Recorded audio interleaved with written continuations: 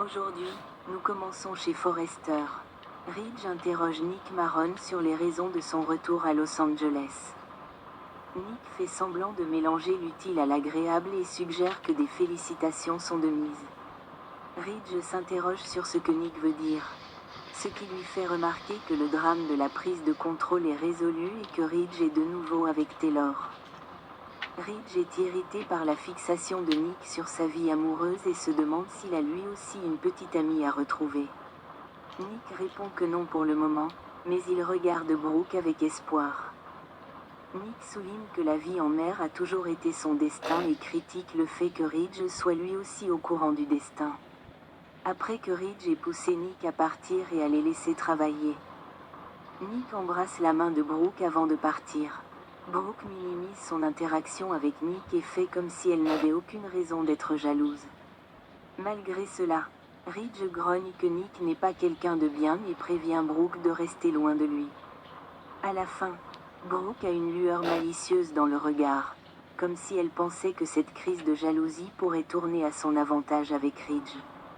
L'avenir amoureux de Ridge sera semé d'embûches. Alors restez à l'écoute pour les dernières nouvelles choquantes à venir. À la maison sur la falaise, Steffi raconte à Taylor combien les enfants apprécient la maison de plage. Ils parlent de leur gratitude envers Liam et de l'aide d'Electra pour les enfants. Steffi dit que Kelly et Hayes l'adorent. Electra vient chercher Hayes aujourd'hui. Elle est soulagée que les enfants soient enfin en sécurité. Taylor demande à Steffi comment elle se débrouille avec tout ce qui se passe. Steffi dit que ce qui arrive à Liam ne semble même pas réel. Un instant, elle est dans le déni, puis en colère, puis terriblement triste. Une personne qui compte tant pour elle est en train de mourir. Kelly perd son père. Cela ne devrait pas arriver.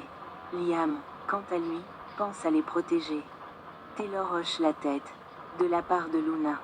Ils évoquent combien c'est épuisant de devoir toujours regarder par-dessus son épaule à cause de Luna. Steffi aimerait que Liam se concentre sur lui-même et sur ses filles. Ils disent que ce n'est pas la faute de Finn. Il ne doit rien à Luna. Taylor suppose qu'il se sent en partie responsable. Steffi ne supporte pas qu'elle soit obsédée par son mari. Elle doit être forte pour sa famille. Taylor sait que Liam ressent son inquiétude. Steffi dit que ce n'est pas juste. Il risque sa propre mort. Mais ils ignorent quand Luna frappera à nouveau. Taylor craint que le stress ne l'accable. Steffi ne peut s'empêcher d'y penser tout le temps. Luna était là quand Hayes était à la maison. La peur la paralysait presque. Elle fera en sorte que Hayes ne sache jamais qui elle est. À l'école de plage, Luna observe l'enseignante interagir avec les enfants à l'extérieur. L'enseignante les conduit à l'intérieur, mais Hayes s'attarde pour récupérer quelque chose qu'il a oublié. Après un moment d'intimité, Luna offre un cadeau à Hayes et lui tend une grue en origami. Hayes est ravi et la montre rapidement à tous ses amis à l'intérieur de la maison de plage, où le programme d'art se poursuit. Après que Hayes ait dit à Madame Dillane qu'une gentille dame lui a offert la grue, elle évoque l'idée de laisser toute la classe faire de l'origami bientôt. Lorsqu'Hayes doit partir, Electra vient le chercher. Luna fusille du regard Electra et Hayes qui se trouvent à proximité, ce qui la rend visiblement mécontente de cette interaction. De retour à la maison de la falaise, Electra finit par ramener Hayes de son cours d'art, ce qui lui donne l'occasion de montrer sa grue en origami et de répéter qu'une gentille dame la lui a offerte. Cela ne fait pas peur à Steffi, Taylor et Electra, qui supposent qu'il s'agit simplement d'une personne marchant sur la plage.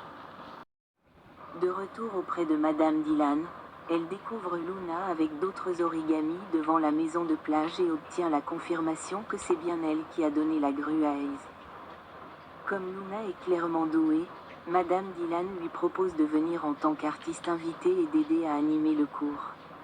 Luna finit par accepter et se présente sous le nom de Sunshine,